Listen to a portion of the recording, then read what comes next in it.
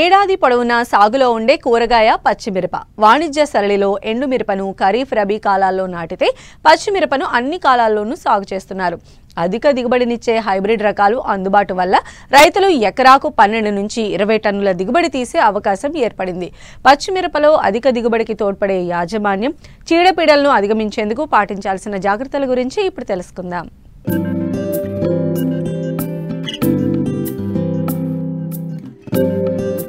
వాణిజ్య పంటగా మిరప సాగుకు పెట్టింది పేరు ఆంధ్రప్రదేశ్, తెలంగాణ రాష్ట్రాలు. ఎండుమిరప కోసం అధిక విస్తీర్ణంలో ఈ పంటను సాగు చేస్తున్నారు. అయితే ఇటు కూరగాయగా పచ్చిమిర్చి కోసం రైతులు సంవత్సరం పొడవునా ఈ పంట పండిస్తున్నారు. ఎండుమిర్చి పంట 2 నుంచి 5 కోతల్లో పూర్తవుతుండగా పచ్చిమిర్చిలో 15 నుండి 20 కోతలు తీస్తున్నారు. పచ్చిమిర్చి రేటు బాగున్నప్పుడు కొంతమంది రైతులు మొదట వచ్చిన కాయలను మార్కెట్ చేసి మిగతా పంటను ఎండుమిరప కోసం వదులుతున్నారు. ఇది రైతుకు కొంత కలిసొచ్చే అంశం. పచ్చిమిరపలో ప్రస్తుతం అధిక దిగుబడినిచ్చే అనేక హైబ్రిడ్ రకాలు రైతులకు అందుబాటులో ఉన్నాయి. సాధారణంగా దీని పంటకాలం 6 నుండి 7 నెలలు. అయితే డ్రిప్ ఏర్పాటు చేసి పాలీమల్చింగ్ ద్వారా సాగు చేసి మేలైన యాజమాన్యం పాటించినప్పుడు పంటకాలం 250 నుంచి 280 రోజుల వరకు కొనసాగి రైతులు మంచి లాభాలు సాధించే అవకాశం ఏర్పడుతోంది. పచ్చిమిర్చి పంటలో నాటిన 90 రోజుల నుండి దిగుబడి ప్రారంభమవుతుంది.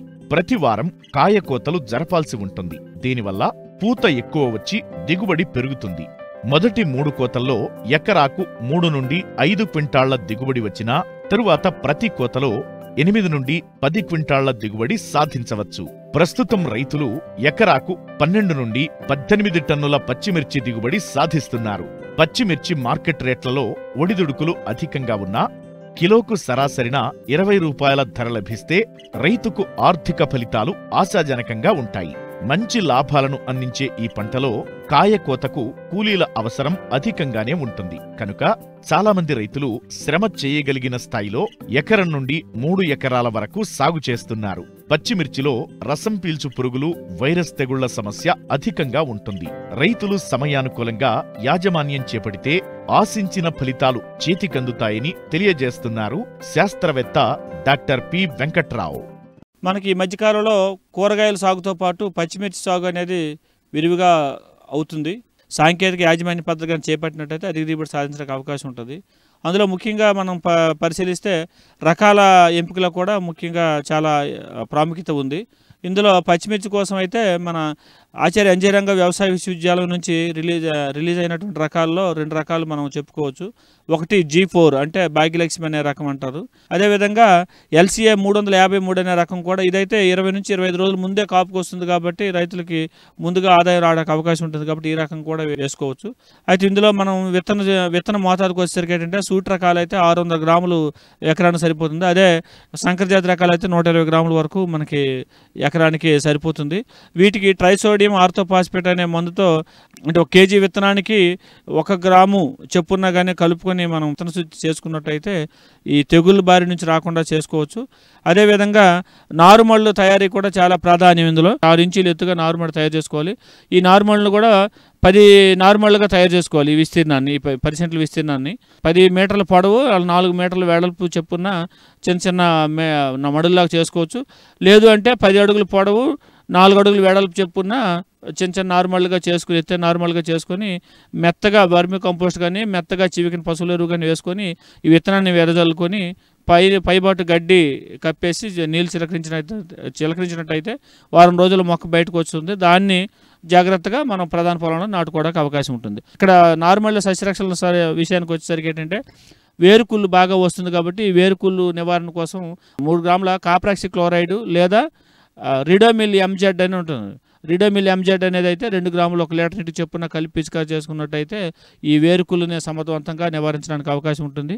ఆ తర్వాత ప్రధాన పొలంకి వచ్చేసరికి ఏంటంటే పొలం తయారీ అంటే మెత్తగా కనీసం 3 నుంచి 4 దుక్కులు మెత్తగా దుక్కులు చేసుకోవాలి. పొలం ఎంత మెత్తగా ఉంటే అంత మంచిది. ఈ ప్రధాన పొలంలో నేలలు ఏంటంటే అనుకూలంగా ఆమ్లత్వం కానీ క్షారత్వం కానీ లేకుండా మురుగునీరు పోయే స్వభావం కలిగినటువంటి బంకతో కూడినటువంటి నేలలు అయితే బాగా అనుకూలంగా ఉంటుంది మిరప సాగుకి. అదేవిధంగా ఎరువుల యాజమాన్యం విషయానికి వచ్చేసరికి ఏంటంటే పశువుల ఎరువు తప్పకుండా ఎకరానికి 5 నుంచి 6 టన్నుల పశువుల ఎరువు వేసుకోవాలి.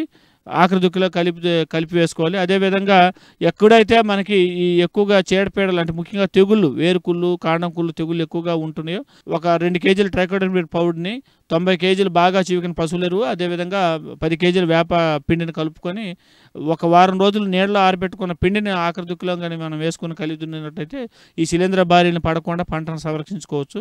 అదేవిధంగా ఎరువుల యాజమాన్యానికి వచ్చేసరికి ఏంటంటే ఎకరానికి సూట్ రకాలైతే 120 కేజీల నత్రజని, 24 కేజీల భాస్వరం, 48 కేజీల పొటాష్ ఇచ్చే ఎరువులను వేసుకోవాలి.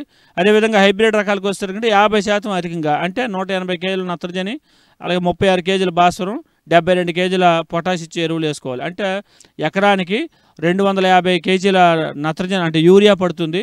అదేవిధంగా సూపర్ ఫాస్ఫేట్ వేస్తే 250 కేజీలు సూపర్ ఫాస్ఫేట్ లేదా డిఏపి వేసినట్టయితే 80 కేజీలు డిఏపి పడుతుంది. అదేవిధంగా మ్యూరేట్ ఆఫ్ పొటాస్కి వచ్చేసరికి ఏంటంటే 120 కేజీల వరకు ఈ మ్యూరేట్ ఆఫ్ పొటాస్ పడుతుంది. అయితే దేన్ని ఎప్పుడు వేసుకోవాలనుకునే దృష్టిలోకి వచ్చేసరికి ఏంటంటే మొదట భాస్వరం ఎరువు మొత్తంగా మొదటి దుక్కులను వేసుకోవాలి. అదేవిధంగా 1/4 వంతు ఎరువుని నత్రజని ఎరువుని, 1/2 వంతున పొటాష్ ఎరువుని ఆఖరి దుక్కులో వేసుకొని కలిగి దున్నట్టయితే ఈ మొదటి దశలోనే మొక్కలకి బాగా ఎరువులు పోషకాలు అందడానికి అవకాశం ఉంటుంది. అంటే ముఖ్యంగా నత్రజని ఏంటంటే మొక్క ఎదుగుదలకు అవసరం ఉంటుంది. అలాగే భాస్వరం వేరు వ్యవస్థ బాగా అభివృద్ధి చెందడానికి అవకాశం ఉంటుంది. అదేవిధంగా మనకి కలుపు యాజమాన్యానికి వచ్చేసరికి ఏంటంటే 25 నుంచి 30 రోజుల వయసులో ఉన్న నారును నాటుకోవాలి. ప్రధాన పొలంలో నాటే ముందు 24 గంటల నుంచి 48 గంటల ముందుగా పెండిమిథిలిన్ అనే మందుని 1 లీటర్న్నర ఎకరానికి 200 లీటర్లు కలుపుకొని ఎకరానికి మనం పిచికారి చేసుకున్నట్టయితే అన్ని రకాల గడ్డి కలుపును రానివ్వకుండా నివారించుకోవచ్చు. అదేవిధంగా నాటిన తర్వాత 25 నుంచి 30 రోజుల వయసులో గడ్డి జాతి కలుపుని అంటే తుంగ, గరికి, చిప్పిర వంటి గడ్డి జాతి కలుపుని 25 నుంచి 30 రోజుల్లో క్వైజలోపాపితాల్ అనే మందుని 2 మిల్లీలీటర్ లీటర్ నీటికి చొప్పున కలుపుకొని పిచికారి చేసుకున్నట్టయితే దీన్ని నివారించుకోవడానికి అవకాశం ఉంటుంది. సమగ్ర పోషక యాజమాన్యం పచ్చిమిర్చి పంట ఆరోగ్యకరమైన పెరుగుదలకు ఊతంగా నిలుస్తోంది. ఇటు చీడపీడల బెడద ఎక్కువ, ప్రధానంగా రసం పీల్చు పురుగుల బెడద వల్ల తోటల్లో వైరస్ వ్యాప్తి చెందే ప్రమాదముంది. ముఖ్యంగా ఆకుముడత తెగుళ్లను సకాలంలో అరికడితే వైరస్ను పూర్తిగా అధిగమించవచ్చని సూచిస్తున్నారు శాస్త్రవేత్త. మనకి చీడపీడల విషయానికి వచ్చేసరికి ఏంటంటే ఈ ఆకుముడత పురుగు, రసం పీల్చే పురుగుల బెడద ఎక్కువగా ఉంటుంది మిరపలో. ముఖ్యంగా ఆకుముడత పురుగు, ఆకుముడత అంటే ముఖ్యంగా పై ముడత అంటాం. అంటే పై ముడత తామర పురుగుల వల్ల ఎక్కువగా వస్తుంది కాబట్టి ఈ పై ముడత అనేది ఎప్పుడు ఎక్కువగా ఉంటుంది మిరపలో మనం సాధారణంగా గమనిస్తే.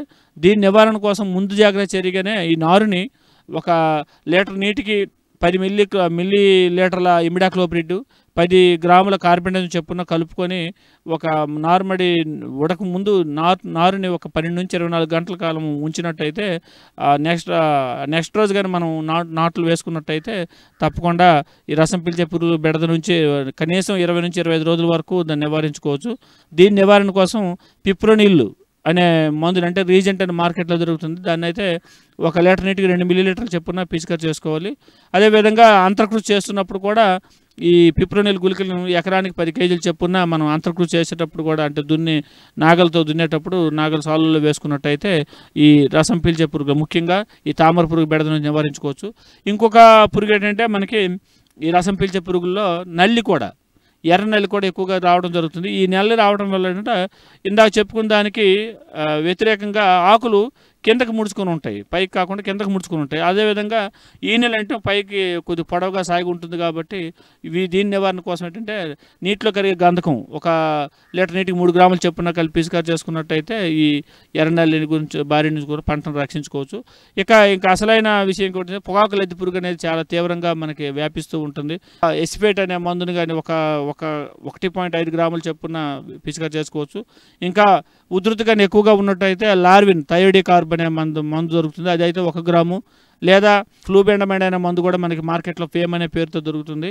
ఇటువంటి పేర్లతో దొరుకుతుంది. అదైతే 1 లీటర్ నీటికి 0.3 ml అంటే ఎకరానికి 60 మిల్లీలీటర్లు చొప్పున మనం పిచికారి చేసుకున్నట్టయితే ఈ పొగాకు లద్దె పురుగును సమర్థవంతంగా నివారించవచ్చు. అదేవిధంగా ఈ పురుగులన్నింటి కూడా మనం సమగ్ర సస్యరక్షణ చర్యలు అనేది చాలా ప్రాధాన్యం. తామర పురుగుల నివారణ కోసం నీలిరంగు అట్లు అంటే పసుపు గ్రీజుతో పూసినటువంటి పసుపు నీలిరంగు అట్లు కానీ పెట్టుకున్నట్టయితే రసం పీల్చే పురుగుల నుంచి రక్షించవచ్చు. ఈ జాగ్రత్తలు తీసుకొని అధిక దిగుబడులు సాధిస్తారని కోరుతున్నాం. మట్టి మనిషి కార్యక్రమంలో మరో చిన్న విరామం.